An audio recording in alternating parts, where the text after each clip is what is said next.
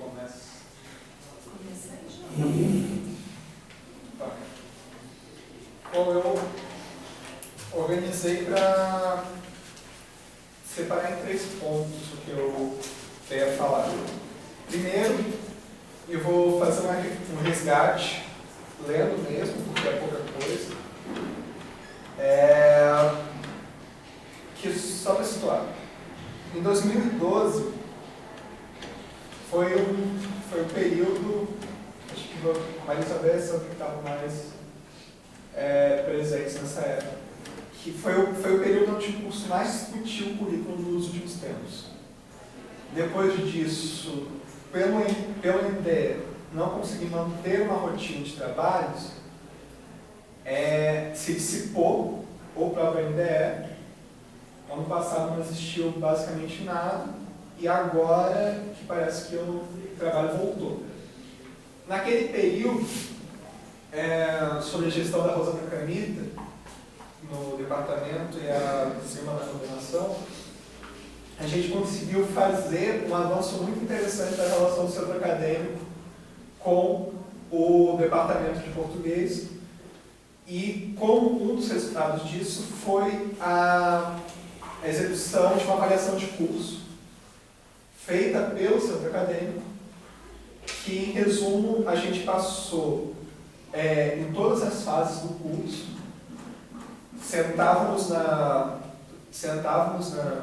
com a turma, tínhamos um roteiro de discussão e íamos fazendo essa discussão da opinião de todas as fases. A gente fez uma sistematização. E aí, esse material que eu tenho aqui, esse vai ser o primeiro ponto que eu vou apresentar. Foi separado em 3 eixos. Um dos eixos não interessa para a gente aqui, que é a questão do espaço físico. E aí, um dos eixos foi referente a ensino, pesquisa e extensão. O que surgiu das discussões foi o seguinte: poucos estudantes afirmaram conhecer alguma atividade de pesquisa ou extensão do curso. Lembrando que isso é de 2012 e que, decorrente dessa avaliação, houve algumas iniciativas que teriam que ser avaliados se foram bem sucedidos ou não. Então, por exemplo, um folder que estava sendo distribuído, pelo menos na gestão da Camita não sei se deram continuidade, com o nome de todos os núcleos de pesquisa que operavam na Letras. Não há produção científica dentro do currículo e não há um momento do curso onde se aprende a fazê-la. Em relação aos gêneros acadêmicos, percebe-se que a produção textual acadêmica é insuficiente para que se tenha o domínio deles, e diversos professores se desresponsabilizam de ensiná-los, pressupondo que os estudantes já o saibam. Não se sabe o que acontece nos núcleos de pesquisa. Ter a oportunidade de realizar pesquisa tem como critério um fator subjetivo, que é o desejo dos professores de qual estudante ele quer ou não em sua pesquisa. Há estudantes que percebem o detrimento de estímulo de produção científica na graduação, para que alguns professores se dediquem mais para a pós. Além disso, foi apontado que alguns professores se negam a orientar TCCs, que se tem pouca autonomia para a escolha do objeto de estudo e que mesmo aqueles que eventualmente têm a oportunidade de entrarem no núcleo de pesquisa se tornam muitas vezes meros executantes de tarefa. As pesquisas dos professores não aparecem em sala de aula, e quando aparecem, alguns estudantes dizem se sentir como ratos de laboratório, pois não são percebidos como agentes de pesquisa, mas como realizadores de teste. Para simplificar, em algumas disciplinas, os estudantes são obrigados a ler uma plataforma digital específica por ser parte da pesquisa de um dos professores do departamento. E, na época, não colocou aqui, mas uma coisa que incomodou os estudantes foi que eles tiveram que descobrir que era por causa da pesquisa do professor por fora, porque o estudante fazia parte desse núcleo. Então, essa é a crítica, que às vezes, além de serem realizadores de teste, muitas vezes existe teste numa pesquisa que nem sabe o que é. A motivação dessas posturas não é discutida com a motivação dessas posturas não é discutida com os estudantes. Precisa-se pensar uma forma pela qual a pesquisa e a extensão extravasa os limites dos núcleos de pesquisa, dos núcleos ou dos PIBICs, permitindo que os estudantes tenham maior autonomia de realizar pesquisa e extensão durante a graduação. Surgiu sugestões como os professores disponibilizarem um horário estipulado durante o semestre para que os estudantes que têm interesse em pesquisar áreas afins possam ir até esse professor discutirem e serem acompanhados. Uma questão que surgiu em paralelo e será aprofundada em outro ponto é a necessidade dos professores deixarem mais claro sobre quais perspectivas teóricas operam ao ministrar uma disciplina. Houve consenso na urgência de se criar meios de divulgação dos núcleos de pesquisa e demais atividades realizadas pelo centro. Diversos estudantes não puderam responder se há um impacto social das atividades realizadas pelos núcleos, por simplesmente não ter acesso a elas. Precisa ter critérios claros para a seleção de bolsistas também, pois se considerou inapropriado ter-se como critério o convite dos professores. Apontou-se também a necessidade de prática. Os PCCs, que deveriam cumprir esse papel, são desconhecidos da maioria dos estudantes, sendo sequer citados durante a graduação, e quando são, é feito de forma geral como seminário. O seminário é um instrumento insuficiente para esse fim e se tornou, na análise de alguns estudantes, tapa-buraco para eximir o professor de falar sobre certos conteúdos. Assim, a explicação da disciplina fica sob a responsabilidade de estudantes que muitas vezes não conseguem dominar nem expor apropriadamente o conteúdo, gerando conhecimento fragmentado e comprometido. É necessário que se ache uma alternativa, pois foi bastante recorrente o sentimento de despreparo e de insuficiência nesse quesito. As fases iniciais apresentaram dúvidas em relação de como é o estágio. Houve discordâncias quanto ao currículo ser inchado ou não, porém houve concordância em que, para concluir o semestre, é necessário que algumas disciplinas recebam menos atenção que as outras. Ninguém afirmou conseguir ler todos os textos que são solicitados, e alguns apontaram que uma das causas de não conseguir pesquisar ou exercer qualquer outra atividade é pelo fato de ter à sua disposição somente um período, e esse ser totalmente ocupado por disciplinas obrigatórias. Também se apontou que a quantidade de disciplinas obrigatórias impede, por exemplo, visitas de campo, que é uma questão pouco explorada no nosso curso. Dentre os que afirmaram conhecer as pesquisas, falou-se da necessidade de após e a graduação serem mais vinculadas, ter maior divulgação de como são as pós-graduações de Linguística e Literatura. Além disso, nota-se uma falta de diálogo entre ensino, pesquisa e extensão. Referentes à ementa e qualidade de ensino. Duas questões dificultaram as discussões desse aspecto. A primeira é que em nenhum momento há uma apresentação do currículo aos estudantes. E a segunda é que, como decorrência, o que é a ementa é desconhecido por grande parte dos estudantes. Na maioria das salas foi necessária uma discussão sobre o que é a ementa antes de iniciar a avaliação. Achou-se importante a autonomia que o professor possui para administrar a disciplina, porém alguns cuidados precisam ser tomados nessa relação. É preciso ter mais claro o conteúdo mínimo das disciplinas.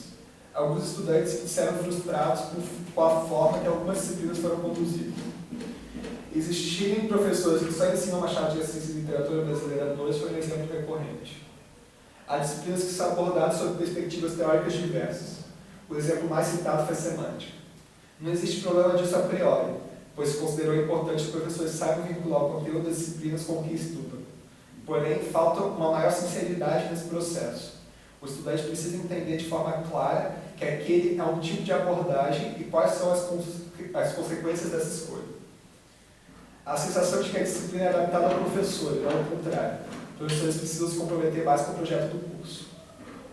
Seria importante, devido a essa autonomia de abordagem, que se criasse um sistema para que os planos de ensino fossem disponibilizados durante o período de escolha das disciplinas, para que os estudantes soubessem qual vai ser a abordagem daquele professor da disciplina.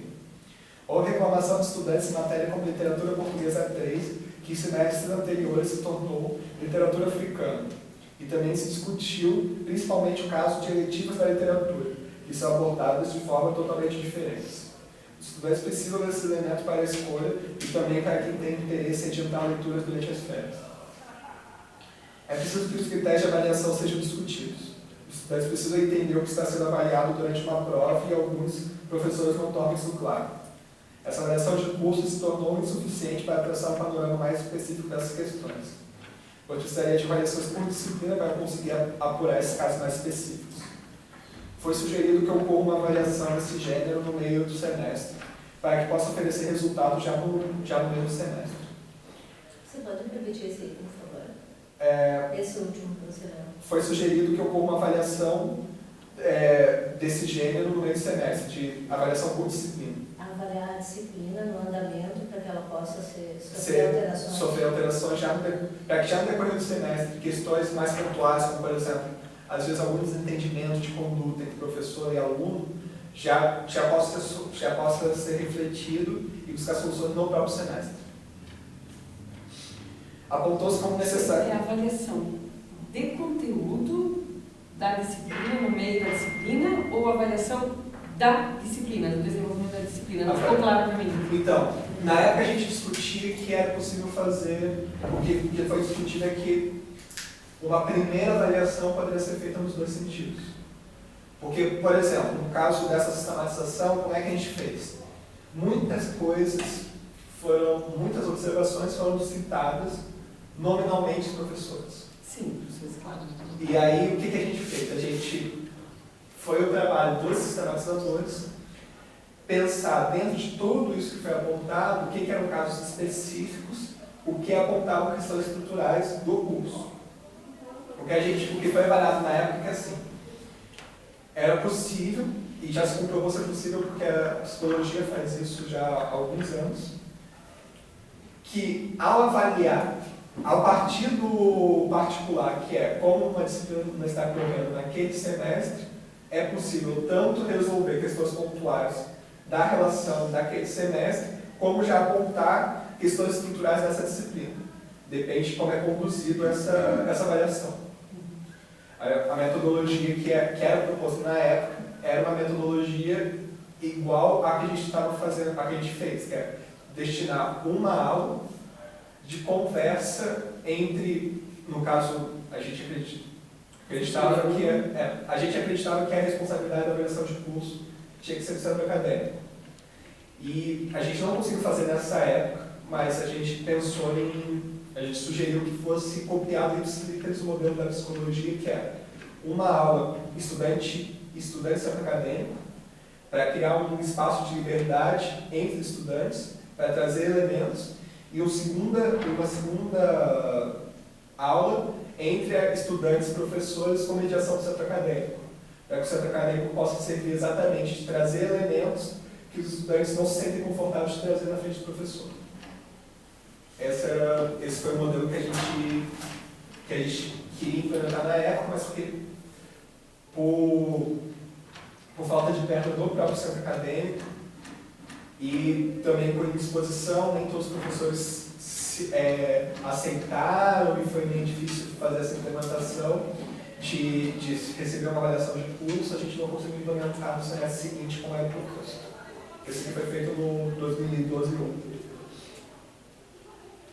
Apontou-se como necessária uma formação, tanto entre professores como entre os estudantes, sobre a resolução do 017, regulamentos dos cursos de graduação da UFSC. É necessário que se tenha maior clareza de direitos e deveres de cada setor. Essa necessidade é reforçada pela aparição de casos graves, mais isolados, como relatos de professores substitutos que não tinham domínio da matéria que ministravam ou que levaram ao trancamento da disciplina por mais de metade da turma.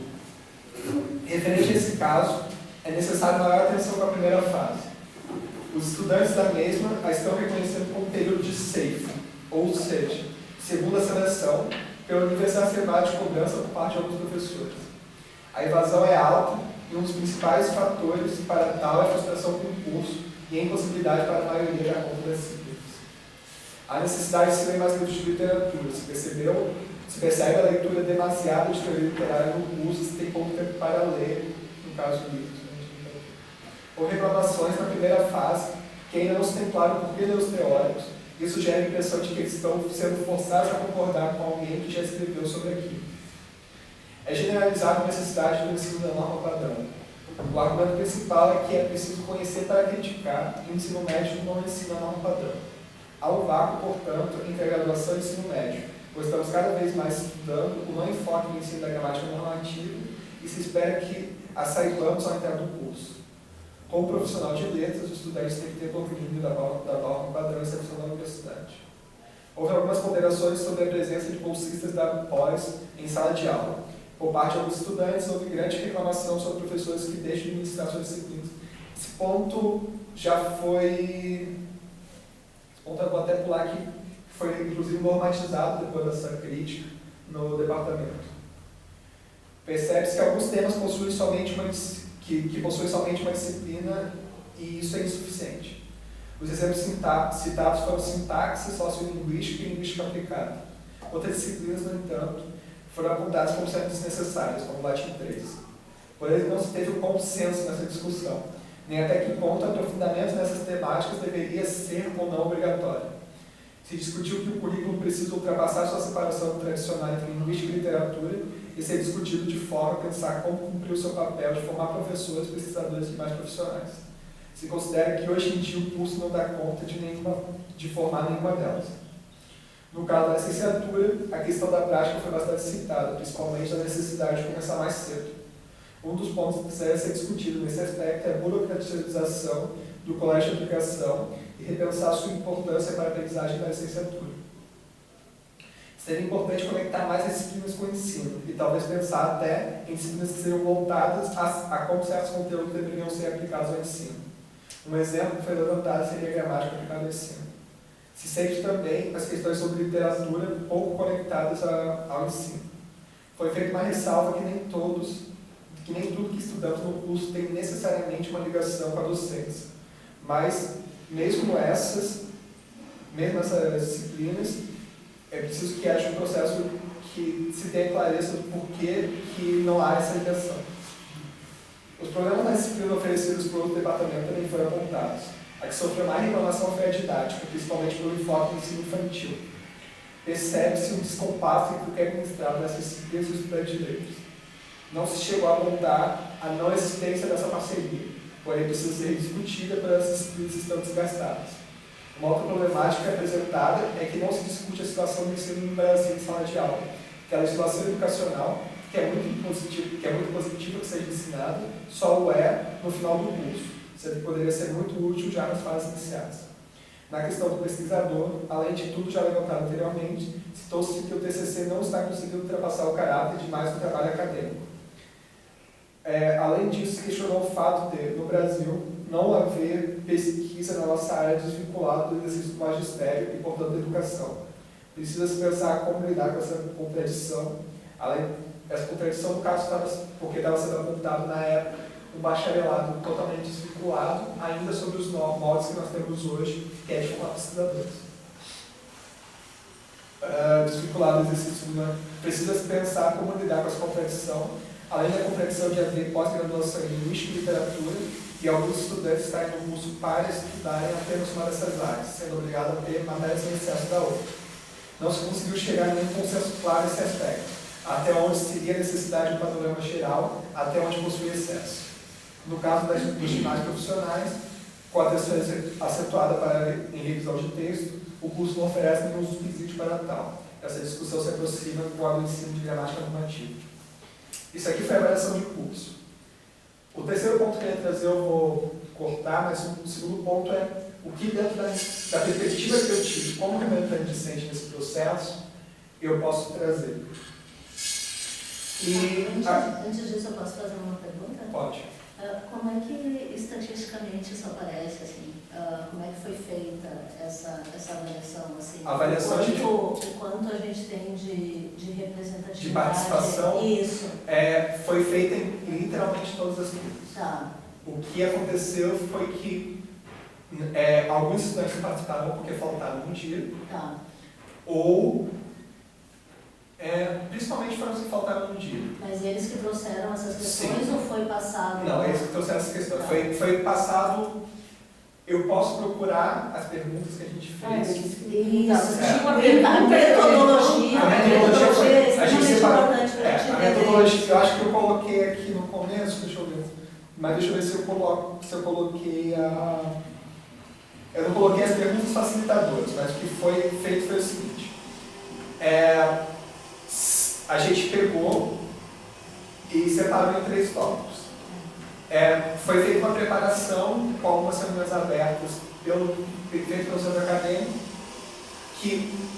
para situar. Primeiro teve o fórum sobre a reforma curricular, no início do semestre de 2012. Desse fórum, a gente já tinha elaborado uma carta no centro acadêmico apontando algumas questões. Isso gerou uma discussão e retornou para o centro acadêmico. A gente já estava em negociação com a Rosana Camito para fazer essa avaliação de curso. A gente conseguiu liberação de um professor por fase. Os estudantes que não participaram foram os que caíram num vácuo, que como a gente sabe que a nossa graduação ela não segue fase. Então, o que a gente fez? A gente escolheu disciplinas que eram as que historicamente têm mais participação. Se não me engano, a gente solicitou sintaxe, solicitou literatura brasileira 1, as disciplinas que tinha mais grandes estudantes, e colocou algumas perguntas chaves para temas chaves. A gente separou em espaço físico, ensino, pesquisa e extensão e a questão de dentro e qualidade de ensino. Então cada aluno recebeu uma folha e cada aluno respondeu? Não, a gente fez os dois processos. Ao primeiro processo a gente sentou com eles e fez uma conversa. A gente ia fazendo pergunta por pergunta e uma pessoa ia sistematizando. Ao final da sistematização, quando faltava 10 minutos, a gente parava. Geralmente já dava para todas as respostas foram feitas. E a gente lia a sistematização para a turma e perguntava se ela estava de acordo, se foi isso que foi discutido. As turmas se colocaram de acordo. Aí, para além disso, a gente entregou o questionário. Qual foi o erro nosso nesse momento? A maioria dos questionários não retornaram. Então, a gente teve mais à nossa disposição essa sistematização. E aí, o que a gente fez? Tudo que não foi, caso que houve discordância, e o que acontecia era, como a gente passou por muitas fases, às vezes a gente trazia elementos de outras sistematizações para perguntar, isso que vocês estão falando já foi apontado em outra turma. É mais ou menos esse mesmo ponto de crítica? Aí falavam, não, é esse ponto de crítica. E aí, o que foi apontado de maneira recorrente, a gente colocou num formato discursivo de é isso, isso, isso. Nos pontos onde houve discordâncias, que aí a gente fez essa relativização, como em alguns pontos, como por exemplo a questão do chaço de currículo, a questão se uma disciplina deve ou não ser excluída, se uma disciplina deve ou quais disciplinas são insuficientes por uma disciplina ou não. Mas estatisticamente isso abrangeu grande maioria do curso de português de 2012 e toda a sistematização, que foi o texto final, a gente não conseguiu passar de turma em turma para perguntar. Mas a sistematização da turma, todas elas foram apresentadas antes para a turma e elas deram a aprovação. E onde é que estão esses documentos? Qual deles? Essas sistematizações, essas avaliações? As avaliações eu teria que procurar. Ficaram com você? Na época eu não me lembro se a gente deixou no centro acadêmico. Porque é uma avaliação, acho que é do centro acadêmico, que Sim. acaba sendo uma avaliação do curso. Foi feito pelo curso ou foi uma iniciativa do Foi uma FET? iniciativa do centro acadêmico. Do centro acadêmico. Que foi referendada pelo departamento na época. E aí, esse mesmo documento que foi apresentado para cá, na época eu era representante discente de curso, né? E aí foi apresentado como documento oficial por parte da coordenação estudantil e foi apresentado dentro do NDE com a contribuição dos estudantes para a discussão de currículo. Então a gente tem esses registros. Tem esses documentos. Está com o Zé, ele já me falou que tem essa documentação. Você falou, eu na verdade comecei a participar do NDE depois desse processo, porque eu não vivenciei esse movimento. Pois é, então esses documentos estão acessados e foram, tanto esse quanto a carta anterior a esse, foram oficializados pelo centro acadêmico junto ao NDE. Então a gente tem registro que está apresentando. Não tem. Olha, eu não peguei a documentação Tem. que o Zé tem, mas o Zé me disse que está com tudo isso lá guardado, só que fisicamente. Então a gente precisa meio de xerocar isso, É. Teria que ver se, não sei se quando eles enviaram também, o que não sei eu- se você lembra, se foram junto, que eu acho que isso que a professora Lívia pergunta é bastante importante. Se anexados os instrumentos que vocês A usaram. metodologia é extremamente importante É. para a gente entender o o que eu posso tentar procurar, eu tenho que ver se está com o centro acadêmico, talvez eu tenha no meu registro de e-mail. É o questionário que Isso. foi aplicado.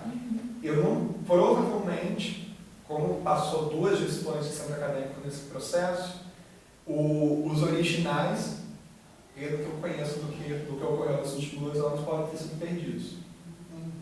Agora, porque se não me engano, a gente deixou no centro acadêmico na época dentro dos arquivos. Só que houve processo de limpeza, enfim, várias. Mas o MDE deve ter cópia, né? O instrumento vocês passaram para o instrumento você deve ter cópia, questionário, uma cópia do questionário. Então isso já ajuda, né? Vocês têm isso aqui, essa sistematização vocês com certeza têm. Vocês têm uma carta de 2009, feita por uma gestão, 2009 a 2010, e a nossa carta de contribuição do fórum. Não tem nenhuma parte que foi estatística, ela foi toda Foi toda qualitativa. Tá.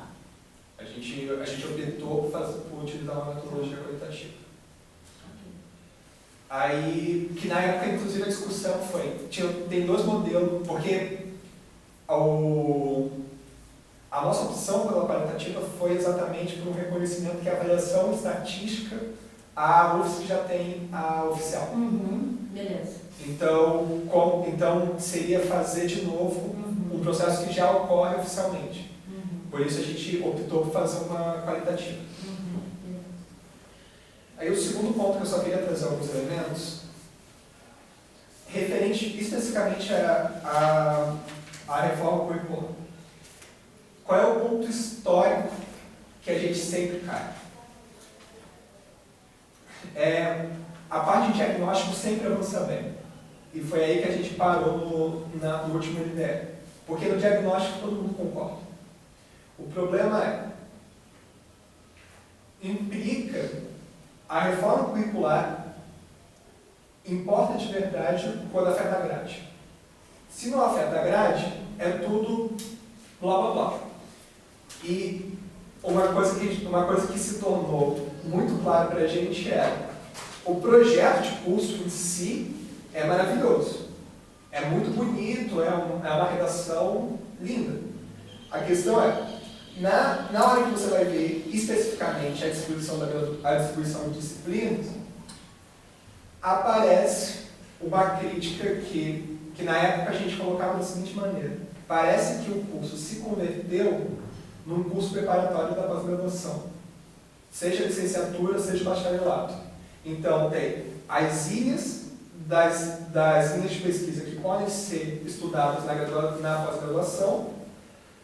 Então você percebe ilhas de formação e o estudante, basicamente o guia de sobrevivência do estudante é olhar uma dessas ilhas, se identificar com ela, tentar sobreviver às outras disciplinas e tentar conseguir um PIBIC ou se ingressar no núcleo de pesquisa que dê validade para esse estudante entrar na pós-graduação. O mais triste disso é que, além dessa lógica já está estabelecida no curso, é que se for, e isso eu posso falar como alguém que está com um ingresso licenciado, seria mais proveitoso a nível de profissional, como profissional, para conseguir emprego, eu ter ignorado o curso e ter prestado já a partir da 5ª fase para o Estado, porque me daria tempo de Estado e eu teria mais chance de ingressar no futuro. Porque, efetivamente, hoje, nada do que é feito, por exemplo, o currículo como eu tenho, que foi uma pessoa que viveu intensamente a universidade, só serve para pós-graduação. Como valoração de mercado, não tem nenhuma valoração de mercado as coisas que a gente tem feito aqui. A não ser se... Como assim? Mas, por exemplo, eu fui petiano. As atividades que eu executei no PET, por exemplo, eu tentei dar aula de ensino, eu me inscrevi para dar aula de ensino de língua estrangeira.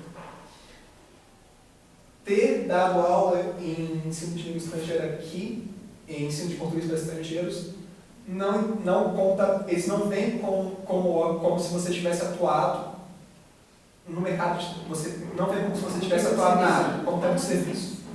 Todas as atividades executadas em atividades de extensão e pesquisa da universidade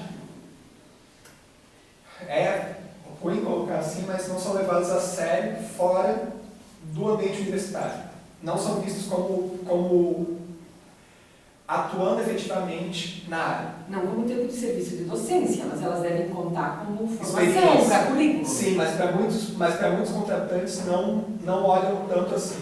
Existe um certo descrédito nesse ponto.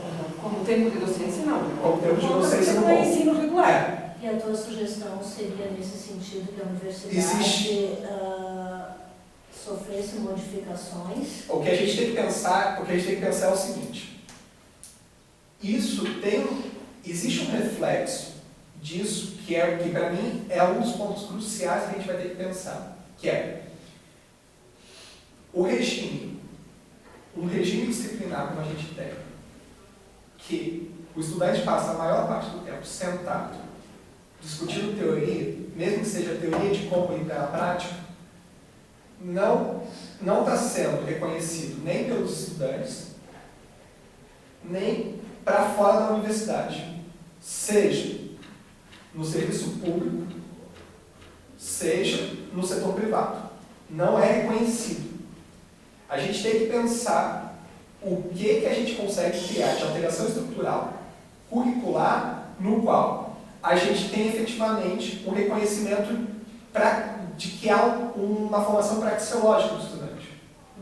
Você pensa isso mesmo depois de concluir o curso? Porque, na verdade, assim, é meio comum, assim, quando a gente está em andamento, né? Eu penso isso mesmo depois de concluir o curso. Porque... Tá. E o que eu acredito que...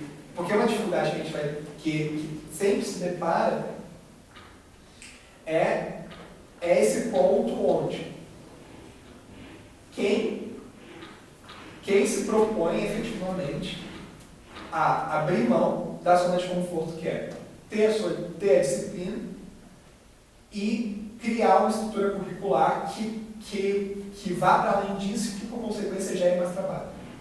Porque qualquer ação praxeológica, isso aí o pessoal do MEN pode falar isso com clareza. Porque ser orientador de estágio é um peso e carga horária que é gigante. E é a única disciplina praxeológica, efetivamente praxeológica, que a gente tem no curso. E que é muito complicado, porque isso eu acho que é uma coisa que, conversando com o pessoal que se forma em licenciatura, a gente percebe muito. Há uma frustração, há uma frustração que é o momento que finalmente a gente vai poder fazer alguma coisa e se depara com diversas questões. Primeiro, como algumas disciplinas teriam seu valor concreto para o estudante se já estivesse imerso na prática, e que por vezes são jogadas de canto, ou porque se consideram chatos, ou porque consideram... Um exemplo. Aqui se discute bastante, aqui aparece bastante a questão da gramática normativa e tudo mais. A discussão até que ponto o ensino da linguística formal é ou não importante vai ser sentida pelo estudante concretamente. Isso eu falo por experiência própria, e isso não está aqui, não deu, mas isso deu para perceber do setor que se formou comigo em licenciatura. A gente só vai sentir na prática a importância disso estando em sala de aula e percebendo que para o ensino metalinguístico tem uma escolha. Ou você utiliza a gramática clássica, ou você utiliza outros subterfúgios. Se você não tem uma formação sólida em linguística formal, você não vai ter nenhum outro subterfúgio, vai ter que cair na normatividade clássica.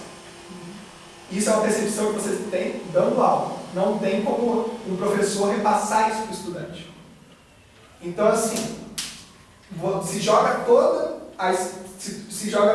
a parte praxeológica no final do curso e uma metodologia ainda que, efetivamente, o tempo de ação é muito pouco, porque se gasta muito tempo em preparação didática,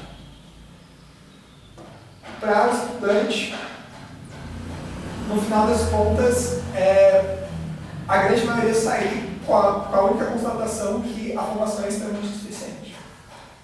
O que você está dizendo, João Gabriel, deixa eu ver se eu ajudo, porque eu acho que é bastante importante e bastante sério ao mesmo tempo.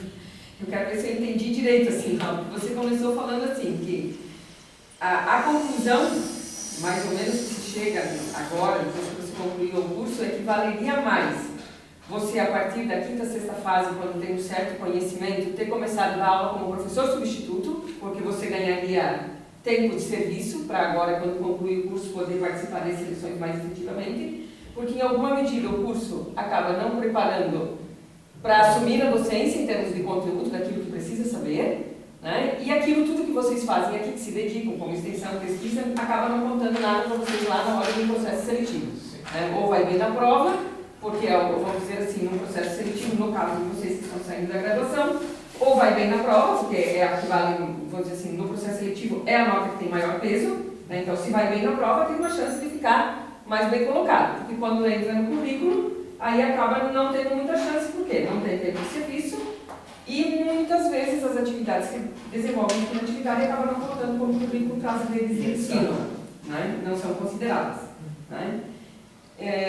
Então, acho que isso é bastante sério quando você diz isso, né? Porque ao mesmo tempo que não prepara em termos de conhecimento, também não dá conta de que aquilo tudo que faz aqui seja valorizado de alguma forma lá. Então, acho que nós temos problemas de duas ordens aqui. Um problema, talvez, das redes de ensino, que caberia também, eu acho, à universidade chegar às redes de ensino e dizer o que significa isso, né? Um estudante participar de um projeto de pesquisa, um estudante participar de um projeto de extensão, até porque hoje, na educação básica, se tem muitas formas de financiamento e de projetos de iniciação científica mesmo. E aí os organismos fomentadores, o que eles reclamam? Que não há propostas, sobra recurso que os professores não sabem propor. Então isso seria extremamente importante vivenciar na formação, você vivenciar um projeto de pesquisa aqui, um projeto de extensão aqui, para ter esse conhecimento e depois você lá como professor poder participar desses editais e propor. Né? Os professores que estão lá, que são mais ou menos da minha geração, hoje nós temos uma geração de professores que está se aposentando na rede pública, tá? Que é a minha, eu não estou lá hoje, mas se eu estivesse, é uma geração de professores que está se aposentando, que é a geração de professores que fez os primeiros concursos quando da obrigatoriedade da Constituição de 88. É só vocês fazerem o cálculo. Antes da Constituição de 88 não havia obrigatoriedade de concurso para o serviço público. Ela passa a existir a partir da Constituição de 88. No estado de Santa Catarina, começa um pouquinho antes. Os primeiros grandes concursos para professores, eles são dos anos de 83, 84, que é quando entrou a grande leva de professores efetivos, que é a geração que está se aposentando, tá? Que é a minha geração um pouquinho antes.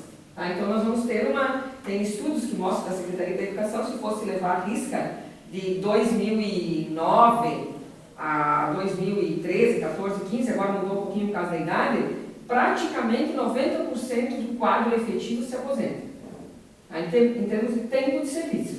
Né? Então tem as variáveis ali que é em função das mudanças da legislação por causa da idade. Então tem uma leva que está saindo. Essa geração como a minha, nós não tivemos esse tipo de formação. Tá? Não havia. Na época que eu fiz graduação, não sei, a Rosângela acho que é mais nova, a Núbia é mais nova que eu, não sei a Sandra, mas na época que eu fiz graduação, não tinha o desenvolvimento e as próprias universidades, faculdades, enfim, o trabalho de pesquisa e de extensão como tem hoje, a possibilidade de vocês vivenciarem na graduação, isso hoje. Né? Então, isso, do ponto de vista de quem é professor como eu, que fui de escola, eu acho que é muito importante na formação. Então, caberia à universidade estabelecer um diálogo com as redes de ensino, mostrando o que isso significa, o que se faz e a importância. Claro que também, do outro lado, um pouco da resistência do Estado é porque não consegue ver muito, e aí é um ponto que vocês apontam ali na primeira parte que você deu, da relação da pesquisa com o ensino, de língua da pesquisa com, né, ou da extensão com o ensino. Eu não sei como funciona aqui na verdade, em Santa Catarina, porque eu sou de Porto Alegre, né? Mas, na verdade, eu trabalhei 12 anos em escola, né?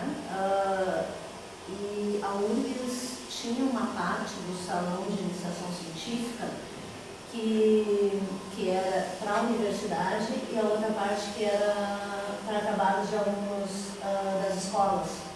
Então, na verdade, então, aqui não tem isso. Não, só aplicação. Só aplicação, que é vinculada à universidade. No caso, as escolas têm essa possibilidade via FAPESC. A FAPESC é que tem um programa de iniciação científica de nível médio e o próprio CNPq. Né? Então, na verdade, os alunos eram abertos para as escolas, para os professores fazerem inscrição de projetos para apresentar. Então, era dividido o salão para graduação e para educação básica, né? Eu saiba que a universidade não tem. E aí, o que eu sei da FAPESC, inclusive os alunos apresentam. Os resultados, por exemplo, eles são apresentados todo ano quando tem aqui a CEPEX.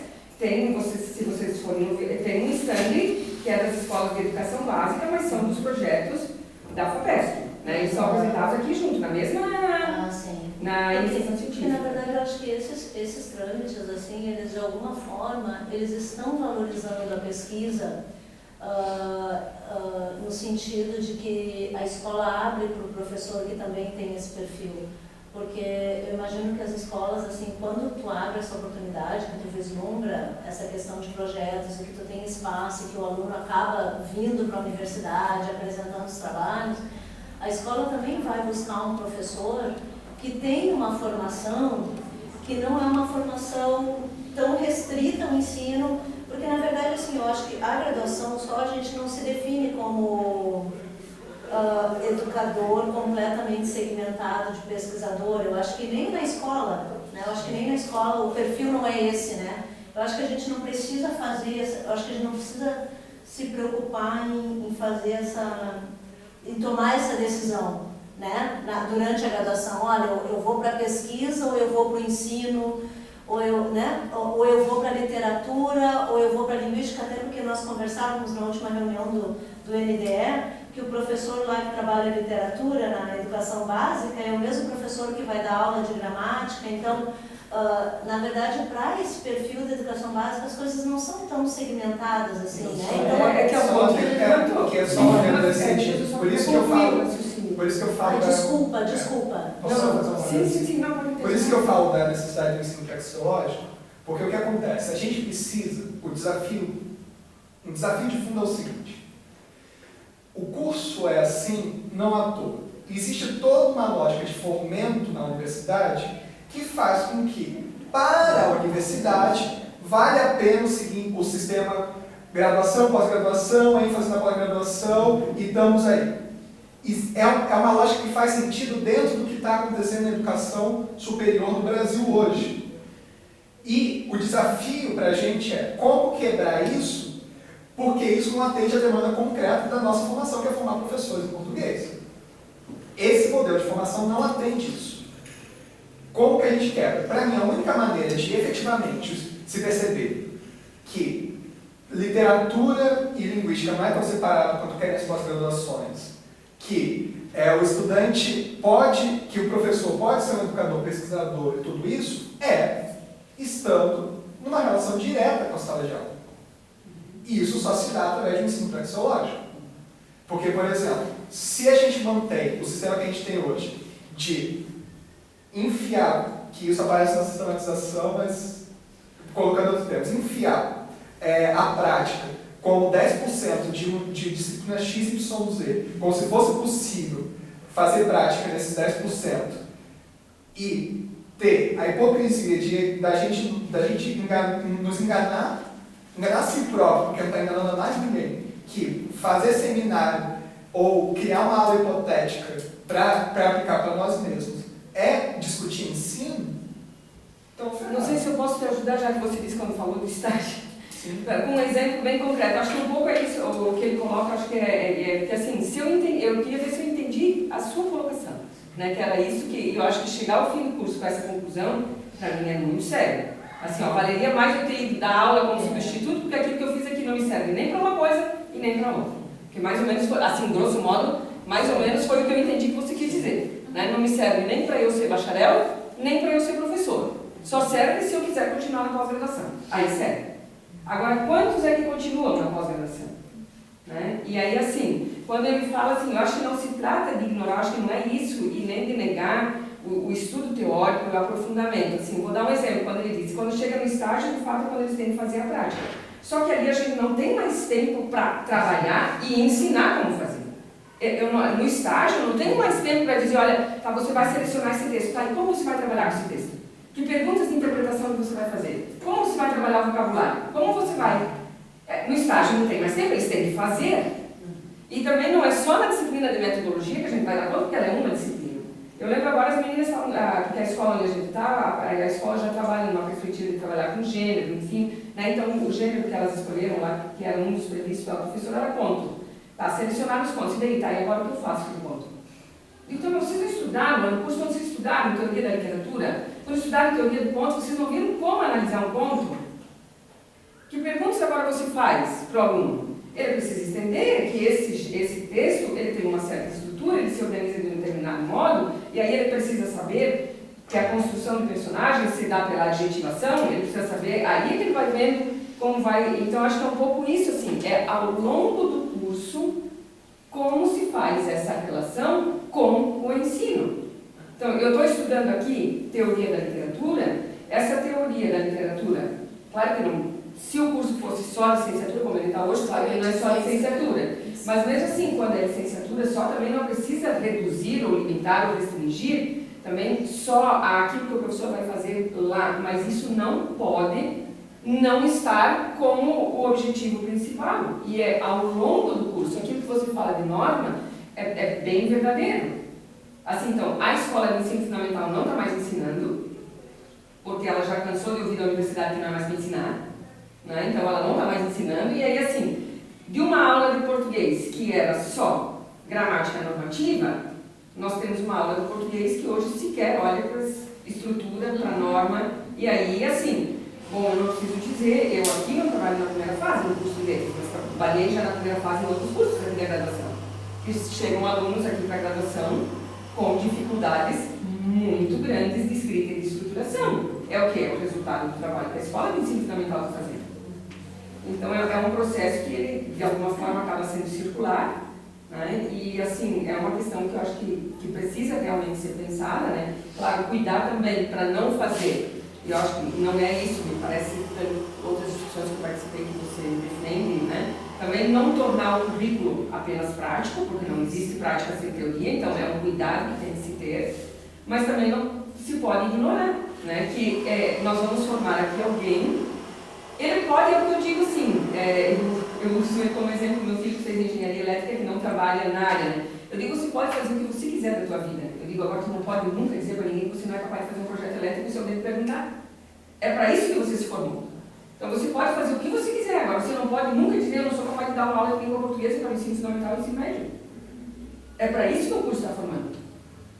Né? E aí o que faz lá no ensino fundamental e médio? O que ensina? Então, essa divisão, por exemplo, é clara a divisão do curso.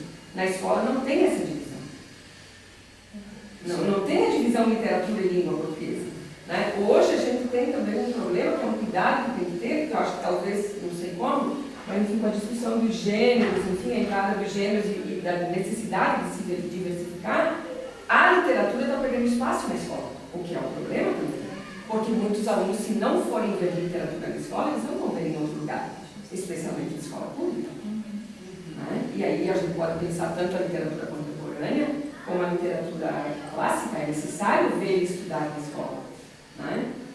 Os documentos oficiais, eles estão ali já apontam há bastante tempo para um outro tipo de ensino que na prática nós não estamos conseguindo viabilizar. Nem na escola e eu acho que nem na universidade, na graduação. E essa falta de diálogo também, eu acho que você... E isso são itens de avaliação do curso. Tá? Todos esses pontos apontados, o curso tem, no projeto pedagógico do curso, tem que estar explicitado. Como na graduação se trabalha com a pesquisa e extensão. A articulação da graduação com a pós-graduação. Ela se dá em todos os níveis? Em que medida ela se dá? Não se dá?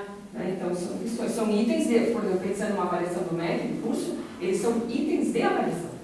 É o que me parece que está, Isabel, desculpa, tem que perguntar. Não era isso, eu só queria saber se eu tinha entendido o que você falou. O que me parece que está subjacente à fala do João, e está também nesse documento, é essa questão, que eu acho que o convite que tu faz para o ensino praxeológico não é um convite para o ensino prático, né, formação para o mercado de trabalho, mas é um ensino que olhe para as questões epistemológicas, filosóficas, ou seja, entender que esse jeito de olhar para a estrutura da língua é um dos jeitos, e não é o único.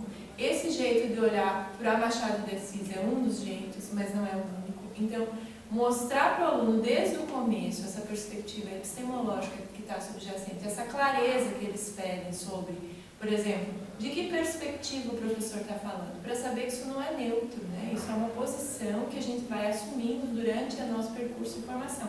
Então, é fazer se o aluno consegue ter claro essa relação da base epistemológica e filosófica, a partir das quais as teorias surgem, vamos dizer assim, e a partir dessas teorias, como objetivamente isso se dá no plano da metodologia ou da praxis, é uma outra formação. E geralmente essa é uma compreensão que a gente vai ter depois que saiu da graduação. Não é na graduação que a gente consegue ter. Eu vejo agora que eu estou na 6ª fase com os meninos lá na disciplina, que eles estão muito preocupados com a disciplina de metodologia, então as perguntas